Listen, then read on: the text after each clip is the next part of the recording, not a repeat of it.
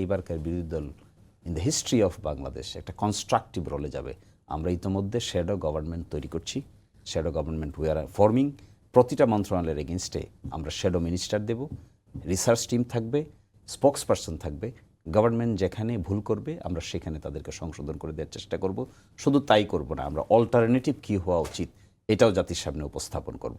আমরা দেখাতে চাইব যে in the history of Bangladesh Jamaat ইসলামী একটা কনস্ট্রাকটিভ অপোজিশনের ভূমিকায় অবতীর্ণ হয়েছে। রাষ্ট্র তো শুধুমাত্র সরকার চালায় না, উন্নত দেশে রাষ্ট্র বিরোধী দলও চালায়। এটা কি ফরম্যাট হতে পারে জাতি এতদিন দেখে নাই। That we are preparing. আমি আজকেও সারাদিন এটি নিয়ে কাজ করেছি, গতকালকেও কাজ করেছি। We are forming in a new dimension in Bangladeshi politics.